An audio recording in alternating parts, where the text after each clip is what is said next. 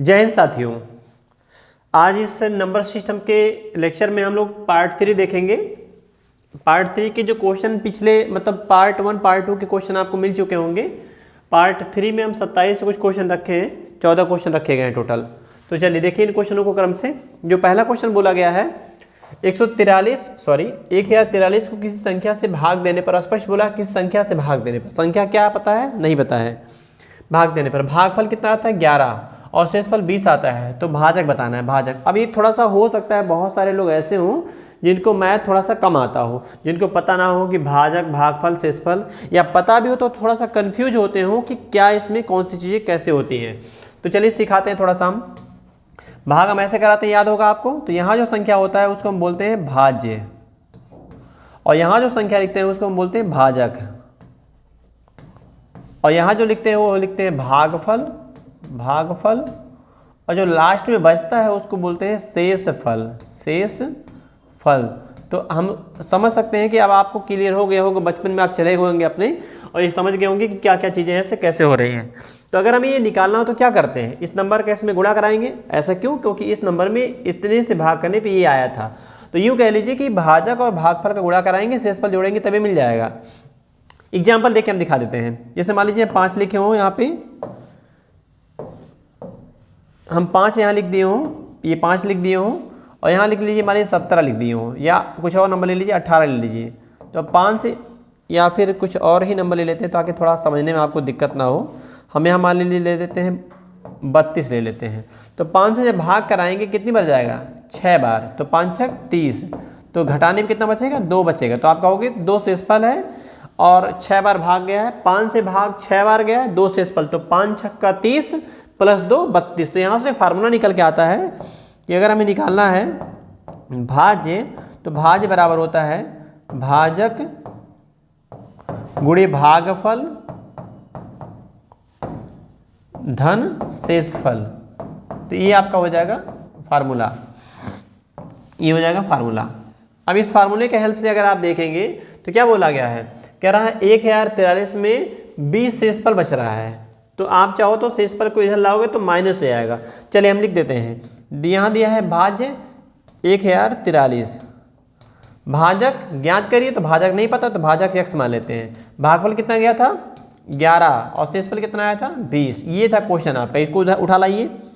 143 में से 20 माइनस करेंगे 10 23 और बराबर x गुणे 11, और 11 से भाग कराएंगे 11 9 99, 11 3 33, तो x का मान कितना हो जाएगा 93, तो x का मान हो जाएगा 93। ये आंसर था आपका। क्वेश्चन नंबर जो आपका 27 था इस तरह से आंसर, तो इसी फार्मूले में इसको रखा गया है। इसके बाद वाला क्वेश्चन देखेंगे। ये जो क्वेश्चन है, ये देखिए क्वेश्चन बहुत इजी होता है, लेकिन चूँकि क्लास में जब बताया जाता है, टीचर बताता है तो अपने स्तर से बहुत बढ़िया तरीका बताता है। लेकिन अगर ऑप्शन में CND हो जाता है या इनमें से कोई नहीं, या जानकारी अधूरी या ज्ञात नहीं कर सकते, तो बच्चा जो है गलत करके आ जाता है, वो रट लेता है इस चीज़ को। हाँ हम सिखाएंगे इसको। देखिए कह रहा है किसी संख्या को, किसको, किसी संख्या को, संख्या पता है क्या नहीं, एक संख्या को भाग कराया गया 195 से, तो शेषफल कितना आता है। तो यहाँ बोला है सवाल में कि जो शेष आता है वो कितना आता है 47 शेष आता है, लिख दिया गया। फिर कह रहा है इस संख्या को, इस संख्या मतलब जिस संख्या में भाग कराया गया था 195 से, 195 से भाग जिस संख्या में हुआ है उसी संख्या में फिर से भाग कराइए। कितने से भाग कराइए, तो कह रहा है कि 15 से भाग कराइए। कितने से 15 से।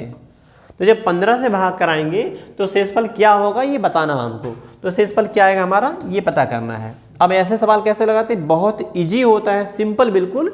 जो हमारा शेषफल आया है इसी शेषफल में ही हम भाग कराएंगे 15 से। तो जब 15 से भाग कराइए तो 15 3 45, 3 बार भाग जाएगा, और 45 2 शेषफल, तो हमारा आंसर बन जाएगा 2 शेषफल। लेकिन ये तरीका कब लगाते हैं कि कब डायरेक्ट भाग कराएंगे शेषफल में, कब नहीं कराएंगे, वो सीखना है हमें। अच्छा हम देख रहे हैं कि 195 का ही एक फैक्टर है, तो आप ऐसे समझिए कि 15 से ये कटेगा, कट जाएगा, कट जाएगा।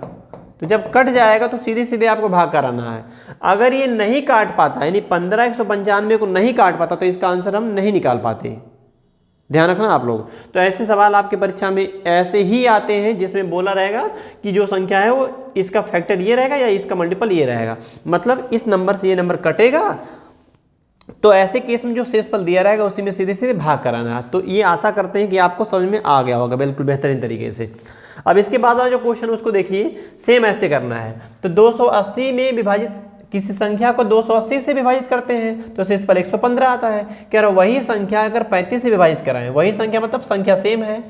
अब जो संख्या यहाँ थी वही संख्या यहाँ भी है, यहाँ 115 से भाग कराए, यहाँ 35 से, तो आप बताओ तो 280 से भाग कराए थे इसमें तो 115 शेषफल। अब कह रहा हूँ उसी संख्या में अगर हम 35 से भाग कराएंगे शेषफल क्या आएगा, तो आपको सीधे सीधे इसी शेषफल में 115 में ही भाग करा देना है। कितने से? 35 से। तो 35 तियाँ होता है 105, तो शेषफल कितना आ रहा है? 10। तो हमारा आंसर बन जाएगा 10। इस तरह से करना था। लेकिन यदि 280 को 35 नहीं काट पाता तो इसका आंसर CND होता। तो जब विकल्प में रहेगा कि ज्ञात नहीं कर सकते हैं, इनमें से कोई नहीं, जानकारी अधूरी, कैन डिटरमाइन, तो ऐसे क्वेश्चनों में आपको चेक करना पड़ेगा कि इस नंबर से ये नंबर कट रहा है कि नहीं कट रहा है। कटेगा तो आंसर ऐसे लगाएंगे, नहीं कटेगा तो CND में चले जाएंगे हम। अगला क्वेश्चन देखिए, कह रहा है एक धनात्मक पूर्णांक, धनात्मक पूर्णांक 425 से भाग करने पे शेषफल आता है 45 से। उसी संख्या को, यानी जिस संख्या यहाँ थी वही संख्या यहाँ है, ये दोनों संख्याएं सेम सेम है, उसी संख्या को अगर हम 17 से विभाजित करें तो शेषफल क्या आएगा? ऑप्शन में CND नहीं है तो क्या करना है? 45 में ही हमें क्या करना है? भाग करना है। कितने से? इसी 17 से। तो 17 से भाग कराइए, 17 दूनी 34, तो शेषफल कितना बच रहा है? 11। तो हमारा आंसर बन जाएगा 11। ये क्वेश्चन था आपका। तो आप देख रहे हैं एक ही जैसे भी आ रहे हैं, बदलाव होगा तो तुरंत हम सिखाएंगे आपको फिर से। क्वेश्चन ये भी आपका वैसे ही है, सेम पैटर्न पे। एक संख्या को जब 899 से विभाजित किया जाता है तो उसका शेषफल 65 आता है। कह रहा था तदनुसार उसी संख्या को, देखिए एक संख्या यहाँ बोला गया था, अब कह रहा उसी संख्या को स्पष्ट बोला गया, वही संख्या है सेम, ठीक। 899 से भाग करने पे शेषफल 65 आया था, अब कह रहा है 31 से भाग कर, तो 31 से ये संख्या कटेगा, अवश्य ही कटेगा, तभी ऑप्शन में CND नहीं है। अब हम क्या करेंगे? अब हम करेंगे जो शेषफल था उसी शेषफल 65 में ही हम लगा देंगे भाग। कितने से लगाएंगे भाग? 31 से। तो 31 दूना 62 है, शेषफल कितना बच रहा है? तो 3। तो हमारा आंसर बन जाएगा शेषफल 3। इस तरह से। अगले क्वेश्चन देखिएगा, अगले क्वेश्चन में बदलाव हो गया है। हाँ, बदलाव हो गया। कह रहा है n, आपको दिख रहा होगा n एक क्या है? पूर्ण संख्या है। n एक पूर्ण संख्या, होल नंबर है। तो कह रहा है जब n में भाग कराया गया कितने से? 4 से, तो शेषफल कितना आता है? शेषफल आता है 3। तो शेषफल जो हमारा आता है वो आता है 3। अब आगे कह रहा है कि यदि 2n में, आप बताओ क्या संख्या वही है? आप खुद से देखो, बताओ कि जो संख्या पहले थी क्या वही संख्या अब है? नहीं है। कितनी है? उसकी दोगुनी है। पहले n था, अब 2n हो गया। तब यहाँ कह रहा है कि 2n में अगर आप भाग कराइए 4 से तो शेषफल क्या आएगा? अब 2 दूना 4 मत करना, जैसे करोगे वैसे हो जाएगा, आपका उत्तर गलत की तरफ बढ़ने लगेंगे। तो हमने क्या सीखा था कि n में भाग करने पे शेषफल कितना आता है? तो 3। तो 2 गुना हो जाएगा 3 का शेषफल, इसी 3 का 2 गुना, क्योंकि यहाँ 2 n है, एक n में 3 शेषफल, दूसरे n में 3 शेषफल, तो 3 3 2 बार आपका हो जाएगा, तो 2 3 हो जाएगा 6। 3 + 3 2 बार, तो 6 शेषफल। तो 6 शेषफल क्या बच सकता है? 4 से भाग करने पे शेषफल क्या 6 आएगा? आप बताओ, खुद से सोचो थोड़ी देर के लिए और बताओ कि क्या किसी संख्या अगर 4 से भाग कराएंगे उस संख्या का शेषफल 6 आएगा? नहीं आएगा। क्यों नहीं आएगा? रीजन ये है कि जो शेषफल होता है वो जिससे भाग करते हैं उससे छोटा होता है। आप बात समझना, 4 से अगर भाग कराएंगे शेषफल 0 हो सकता है, 1 हो सकता है, 2 हो सकता है, 3 हो सकता है, लेकिन 4 नहीं आएगा, 5 नहीं आएगा, 6 नहीं आएगा। तो इस बात को जरूर जानिएगा आप कि जो भाजक होता है शेषफल उससे छोटा होता है। तो 6 में हम भाग कराएंगे फिर से 4 से, कितनी बार जाएगा? 4 एकम 4। तो शेषफल आप दिख रहा होगा, मौखिक कर सकते थे कि सर 2 शेषफल बचेगा। तो इसको ऐसे करना था। तो इस तरह के जो भी क्वेश्चन होते हैं उसमें हमें ध्यान देना है कि वही संख्या है कि नहीं। अगर उस संख्या का 2 गुना, 3 गुना, आधा, तो उसी हिसाब से शेषफल को भी 2 गुना, 3 गुना, आधा करना पड़ेगा। अगला सवाल देखिए, अगला सवाल, अगले सवाल में कैसे बोला है? कह रहा है कि n को 5 से विभाजित किया जाता है तो शेषफल 2 आता है। अब यहाँ कह रहा है n स्क्वायर को, आप देखो n स्क्वायर n में कुछ कॉमन है? नहीं, अलग नंबर हो गया, तो n गुणे n हो गया। तो n में भाग कराएगा कितने से? 5 से। तो शेषफल कितना आता है? शेषफल आता है 2। देखो शेषफल 2 आया, बोला यहाँ पे सवाल में शेषफल 2 आता है। लेकिन एक चीज़ कॉमन है, यहाँ भी 5 था तो 5 यहाँ भी है, 5 यहाँ भी है, यानी 5 दोनों में हमारा कॉमन है। जो डिवीजर है वो कॉमन होना चाहिए, अदरवाइज डिवीजर का मल्टीपल होना चाहिए। छोटे वाले इस डिवीजर का ये मल्टीपल हो या इस डिवीजर का ये फैक्टर हो। तो आप बताओ n स्क्वायर में अगर आप भाग कराओगे 5 से तो शेषफल क्या आएगा, तो हम कहेंगे कि n के केस में शेषफल कितना आता था, तो 2 आता था, तो यहाँ स्क्वायर लगा तो 2 पे स्क्वायर लगा देंगे, 2 का स्क्वायर कितना हो जाएगा 4। 5 से 4 छोटा है, यस छोटा है, तो छोटा के केस में हो जाएगा 4, शेषफल 4 ही रह जाएगा, क्योंकि 5 से भाग करने पर शेषफल 4 हो सकता है। बिल्कुल छोटा हो गया तो वही उत्तर, बड़ा हो जाएगा तो भाग कराएंगे, तो ये हो जाएगा आंसर 4। तो ये जो अभी था रिमाइंडर थ्योरम का कॉन्सेप्ट हम लोग पढ़े हैं कि शेषफल क्या आएगा। आशा करते हैं कि आपको पूरा समझ में आ गया होगा। तो अगला देखिए, अगला अब ये क्वेश्चन छोटा सा है, लेकिन ये क्वेश्चन इसलिए दिया गया है ताकि थोड़ा सा जो डर है आपका खत्म हो और कुछ चीज़ें आप समझ पाएँ कि परीक्षा में हर तरह के क्वेश्चन पूछे जाते हैं। तो इस तरह के सवाल भी अक्सर बन जाते हैं पुलिस की परीक्षा में, जिसमें कैलकुलेशन होता है और बच्चा देख के डर जाता है। तो डरना नहीं है, बिल्कुल पेशेंस से काम लेना है। आप देखोगे तो ये नंबर हमारा इसमें और इस नंबर में एक कॉमन है, तो जब दोनों में आ रहा है तो आप खींच लो बाहर, तो खींचोगे क्या निकलेगा 8765। पहले यहाँ पे क्या बचेगा, यहाँ बचेगा 974, यहाँ क्या बचेगा 874 बचेगा।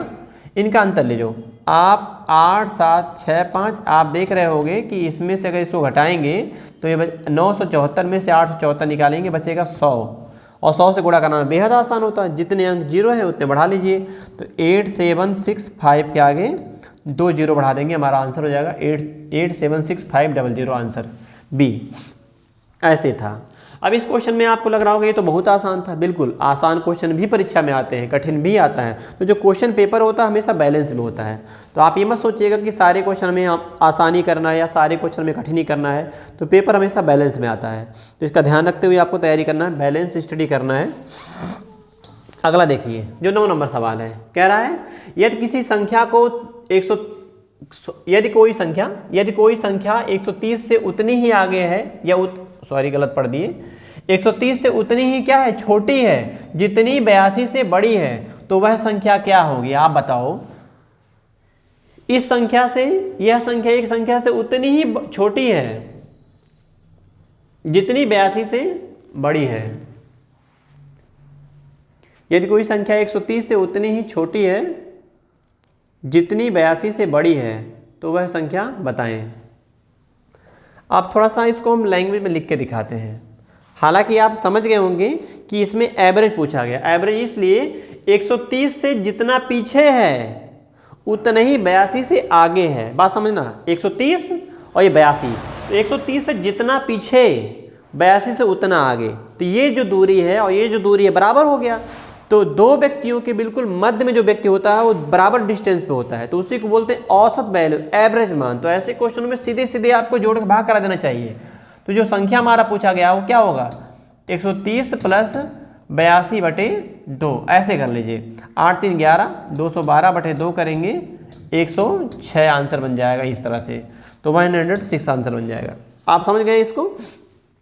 ये सवाल जो है आपका कई चैप्टरों में आएगा, प्रॉफिट लॉस में भी आ जाएगा, नंबर सिस्टम में आ जाएगा, एज रिलेशन में आ जाएगा, कई तरीके से। जैसे बोलेगा कि किसी वस्तु को 975 में बेचने से उतने का ही लाभ होता है जितना उसे 625 में बेचने से हानि होता है। बन गया सवाल। बोलेगा सोनू की आयु मोनू की आयु से उतनी ही अधिक है जितनी राधा की आयु से कम है। यदि सोनू की आयु इतनी और इसकी आयु इतनी है तो बताइए फलाने की आयु कितनी है, तो वहाँ भी बन गया सवाल।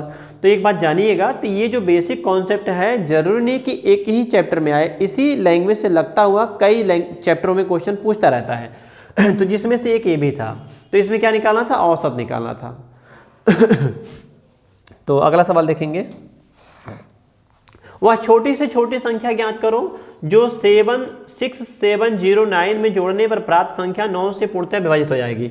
अब एक बात समझिएगा, क्या पूछा है, 6709 में लघुत्तम क्या जोड़ दें जिससे ये संख्या 9 से कट जाए।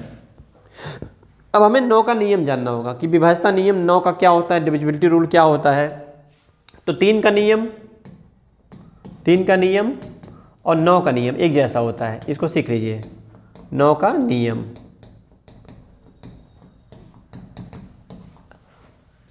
संख्या के अंकों का योग हम लिख दे रहे हैं आपके लिए, संख्या के अंकों का योग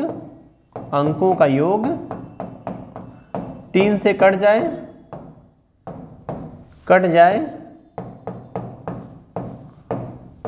तो पूरी संख्या 3 से कटती है। 3 से कटती है, ये रूल है। अब एग्जाम्पल हम दिखा दे रहे हैं आपको। इन 9 का नियम क्या है? संख्या के अंकों का योग 9 से कट जाए, 9 से कट जाए तो संख्या 9 से कटती है, कटती है। इसको सीखिएगा आप। एग्जाम्पल, ये क्या बोले हम, जो संख्या है उसके अंकों का योगफल ये 3 से कट जाएगा तो पूरी संख्या 3 से कटेगी। एग्जाम्पल में कुछ दे दे रहे हैं यहाँ पे, जैसे मान लीजिए 372 एक संख्या लिखा गया है, 651 लिखा गया है इस तरह से 72105 एक लिखा गया है। हमें चेक करना इन तीनों में क्या 3 से कौन कौन सा कटेगा। तो देखिए 3 से 3 कट जाएगा, 6 7 2 9 7 2 9 9 3 से कटता है, 3 कटता है, ये संख्या कटेगी। 6 कटेगा 3 से, यस कटेगा। 5 1 6 कटेगा। अंकों का योगफल करना तो अंकों का योगफल अल्टरनेट भी करके लिख सकते हैं, एक एक को भी कर सकते हैं। तो 6 कटता है 3 से, यस कटेगा। 5 1 6 कटता है, कटेगा। 7 2 9 3 से कटता है, 5 1 6 कटता है। तो ये सारी जो संख्याएं आपको दिख रही हैं ये क्या है, 3 से कटने वाली है, तीनों से 3 से कटेगी। 9 का नियम देखिए, 9 का नियम लिखे 7263। एक सवाल ये हो गया 1251। एग्जाम्पल और लिख लेते हैं 6350। हम चेक करेंगे कौन सा 9 से कटेगा। तो अंकों का योगफल 7 2 9 आया, 6 3 9 आया, तो ये संख्या 9 से अवश्य ही कटेगा। इसको देखिएगा 1 2 3 5 8 1 9, अंकों का योगफल 9 आ रहा है, कटेगा। 6 3 9 5 0 नहीं, तो आप देख रहे हैं 6 3 9 कट रहा है, तो ये 5 नहीं कट रहा, तो ये हमारा 9 से नहीं कटेगा। ये होता है 9 का नियम। तो 3 का नियम आपको याद आ गया होगा कि 3 का नियम क्या होता है कि अंकों का योगफल 3 से कट जाए तो पूरी संख्या 3 से अवश्य कटेगी। संख्या कितनी भी बड़ी हो चेक नहीं करना है। 9 का नियम निकालना हो तो संख्या के अंकों का योगफल 9 से कटना चाहिए, तो संख्या पूरी 9 से कट जाती है। अगर अंकों का योगफल 9 से नहीं कटेगा तो संख्या 9 से नहीं कटेगी। जैसे इसका देखिए 6 3 9 आ गया, कट जाएगा, लेकिन 5 0 देखेंगे तो 5 ही आएगा, तो 5 9 से कहाँ कटता है। तो ये संख्या जो आपको दिख रही है ये 9 से नहीं कटेगी। बाकी संख्याएं ये 2 एग्जाम्पल में है ये कट जाएंगी। सॉरी, देखिए कह रहा हुआ छोटी से छोटी संख्या, तो यहाँ कौन से रखी है, संख्या लघुत्तम रखना है, छोटा रखना है। इसमें जोड़ने पर प्राप्त संख्या 9 से कट जाए, ये सवाल है हमारा। आप बताइएगा जो नियम पढ़े हैं 9 से ये कैसे कटेगा। अंकों के योगफल 9 से कटना चाहिए, तो 9 से 9 कट जाएगा। लेकिन 7 6 13, 7 + 6 13 हो रहा है, और 13 अगर जोड़िएगा 13 13 9 से काटेंगे तो शेषफल कितना आएगा, 4। आप बताओ 4 आ रहा है शेषफल, ये 4 शेषफल आ रहा है, लेकिन शेषफल तो बचना नहीं चाहिए। उन्होंने क्या बोला था, पूर्णतः विभाजित है, बोला ना टोटली टर्मिनेट होती है, पूर्णतः कट जाती है। तो 4 में कितना जोड़ दें कि 9 से कट जाएगा। तो आप कहेंगे सर जी क्वेश्चन मार्क की जगह हम लोग लिख देते हैं 5 तो बात बन जाएगी, तो 5 यहाँ और 4 यहाँ 9 हो जाएगा, तो इसका आंसर हमारा हो जाएगा 5। ऐसे दूसरा तरीका होता है कि आप भाग करा के भी चेक कर सकते हैं। इस नंबर में 9 से भाग कराए, जितना शेषफल आता है चेक करेंगे शेषफल में कितना और जोड़ें कि 9 से कट जाएगा। एक तरीका वह भी होता है, लगा सकते हैं आप। इसको देखिए, इसमें क्या बताना है कि गुणनफल में इकाई अंक बताना है, यूनिट डिजिट निकालना है, यूनिट डिजिट इकाई अंक। अब इसका तो बहुत इजी है, आप अपने से कर सकते हैं। तो आप देखेंगे 4 × 5 कितना होता है, हम इकाई पकड़ेंगे 5 है, इकाई 8 है, इकाई 9 है, इकाई 5 है। बस इकाई पकड़ना खाली, इकाई 5 इकाई 8 9 और 5 अलग से लिखें, आपको अलग नहीं लिखना होता है, उसी में कर लेते हैं। तो 5 × 8 कितना हो जाएगा 40। 40 में एक 0 आ गया ना। अब 0 से जो भी टकराएगा 0 0 हो जाएगा, तो ध्यान रखिएगा 0 से जो भी टकराएगा 0 हो जाएगा, तो आंसर बन जाएगा 0 0। और 0 से 5 के गुणा कराएंगे यहाँ 0, तो फाइनली इकाई अंक हो जाएगा 0। तो ऐसे करना था, ये था इकाई अंक निकालने का तरीका गुणनफल में। अगला ये सवाल बड़ा इंटरेस्टिंग है, आप ट्राई करिए। 1 3 5 7 करते करते आपका दिख रहा है कि इकाई अंक बताना है, तो इकाई अंक हमें इसमें भी निकालना है। किसका, गुणनफल में। अच्छा सीरीज जो दिख रही है आपको दिख रहा होगा 1 3 5 7 9 11 11 करते करते जा रहा है, तो आप दिख रहा होगा कि इसमें 5 आ रहा है। हमें बताना है कि 1 3 5 आ गया ना, 5 यहाँ दिख रहा है 5। ये श्रृंखला कैसी है भाई, 1 3 5 7 अगर आपसे पूछा जाए कि श्रृंखला कैसी है तो क्या बताएंगे, कौन सी श्रृंखला है, सम श्रृंखला है कि विषम, ऑड इवन क्या है। तो आप कहेंगे ऑड श्रृंखला है। ऑड श्रृंखला में 1 आता है, 3 आता है, 5 आता है, 7 आता है, 9 आता है, फिर 1 3 5 7 9 1 3 5 7 9 ऐसे। तो आप देख रहे होंगे 1 3 5 7 9, फिर अंतिम अंक पकड़िएगा, सब में यही आएगा, रिपीट करेगा। तो गुणा कराओ, आप देखोगे 3 5 6 15, 5 आएगा। फिर 5 का गुणा कराएंगे, 5 7 है 35, फिर 5 का गुणा कराएंगे, 5 9 45। तो आप देख रहे होंगे क्या आ रहा है, लास्ट में क्या आ रहा है, तो आप कहोगे 5 आ रहा है, तो आंसर हम 5 लगा लेंगे। हम दूसरा तरीका आपको बताते हैं। अगर हम 5 में गुणा कराएंगे ऑड नंबर से, ऑड नंबर मतलब विषम संख्या, विषम संख्या से, विषम संख्या, तो क्या आएगा, इकाई अंक 5। इकाई अंक क्या आएगा भाई, तो आप कहोगे इकाई अंक आएगा 5। अगर हम 5 में गुणा कराएंगे किससे, इवन नंबर से, इवन नंबर मतलब सम संख्या, सम संख्या से गुणा कराएंगे तो क्या आएगा, इकाई अंक, इकाई अंक आएगा 0। तो इसको ध्यान रखिएगा, इकाई अंक 0 आना है तो 5 में इवन से गुणा कराएंगे, 5 चौक 20, 5 दूना 10, 5 छक 30, 5 8 40, लास्ट में 0 आएगा। और जब हम ऑड नंबर से गुणा कराएंगे तो इकाई अंक 5 आएगा। तो आप देख रहे हैं इसमें इवन तो आया ही नहीं कहीं, 0 2 4 6 8 कहाँ आया, लास्ट में किसी में नहीं आया है। तो आया क्या, 1 3 5 7। तो इस तरह से जितनी भी श्रृंखला बड़ी लिख देंगे आप, विषम श्रृंखलाओं की श्रृंखला में गुणा करने पे हमेशा लास्ट में 5 ही आएगा, बशर्ते एक बार कम से कम 5 आ जाना चाहिए। तो इसका आंसर बन जाएगा 5। ये था राइट आंसर। तो ऐसे भी कर सकते थे आप, ऐसे भी समझ सकते थे कि 5 में ऑड का ही मल्टीप्लाई हो रहा है, इवन तो इसमें आया नहीं। अगर इवन 1 भी आ जाएगा तो 0 बन जाएगा, इवन नहीं आएगा ऑड आएगा तो 5 बन जाएगा, ऐसे करना था। अगला देखिए, यहाँ पे आप देख रहे होंगे, इसका हम एक थोड़ा सा रूल पढ़ा दें आपको। 1 के पावर 0 के पावर 1 के पावर 5 के पावर 6 के पावर, ये पावर कुछ भी हो, पावर कुछ भी हो, n हो, तो इकाई अंक क्या होता है, इकाई अंक ये स्वयं होते हैं। स्वयं से तात्पर्य है अगर 0 10 के पावर कुछ भी रहे, 20 के पावर कुछ भी रहे तो 0 ही लास्ट में आएगा, 1 के पावर कुछ भी रहे 1 ही आएगा, 5 के पावर कुछ भी रहे 5 आएगा, 6 के पावर कुछ भी रहे 6 आएगा। एग्जाम्पल में आप अभी आप समझ सकते हैं, यहाँ देखिए लिखा गया है, तो आपको दिख रहा होगा इकाई अंक 1 है, तो 1 के पावर कितना दिख रहा है 12, यहाँ लास्ट में 0 आया तो 0 के केस में तो 0 ही हो जाएगा। 10 के पावर 17, तो इसको ऐसे मत लिखिए, आप इसको ऐसे समझ लीजिए, यदि किसी श्रृंखला में कौन सा सिंबल है, गुणे का सिंबल है, देखिए यहाँ गुणा है यहाँ गुणा है, तो गुणे के सिंबल में यदि किसी एक में 0 आ जाए तो बाकी पूरा टर्मिनेट होकर 0 ही हो जाएगा, खत्म होके, तो 0 हो जाएगा आंसर इसका। तो इकाई अंक क्या निकालना था, इकाई अंक, तो इकाई अंक क्या हो जाएगा 0 हो जाएगा। तो किसी भी संख्या में अगर सब गुणा का ही सिंबल इस्तेमाल किया गया है, कहीं पे भी बेस में 1 आ जाए 0 आ जाए, बेस में 0 आ जाए तो पावर कुछ भी रहेगा तो इकाई में 1 0 आपका फिक्स हो जाएगा कि 1 0 बनेगा ही बनेगा। अगला सवाल, ये क्वेश्चन, तो अभी आपको हमने बताया कि 0 1 5 6 ऐसी संख्याएं होती कि पावर कुछ भी रखिए इकाई पे 0 ही आएगा। क्लियर।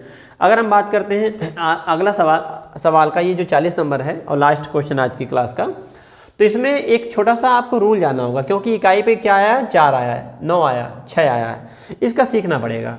देखिए अगर 4 के पावर ऑड नंबर हो, विषम संख्या हो, तो इकाई अंक क्या बनेगा, इकाई अंक बनेगा 4।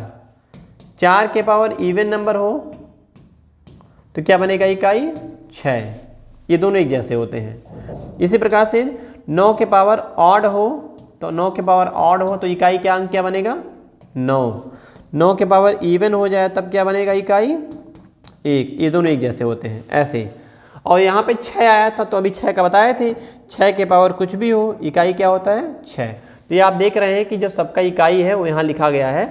4 के पावर विषम संख्या आएगा 4 ही रहेगा, 4 के पावर 1 3 5 7 9 एंड सो ऑन कुछ भी रहता है विषम श्रृंखला में तो आपका 4 आएगा। 4 के पावर इवन आएगा, 4 का स्क्वायर, तो आप देखेंगे 16 में 6 आ गया।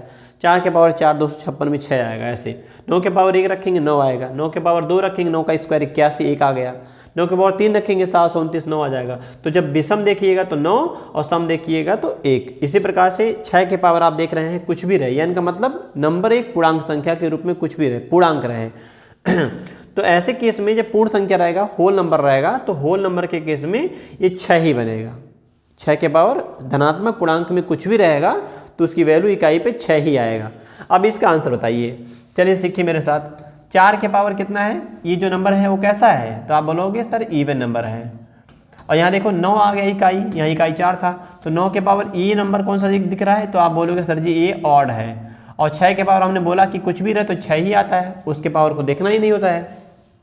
9 के पावर इवन मतलब इकाई बनेगा 6, 9 के पावर ऑड मतलब इकाई बनेगा 9 और 6।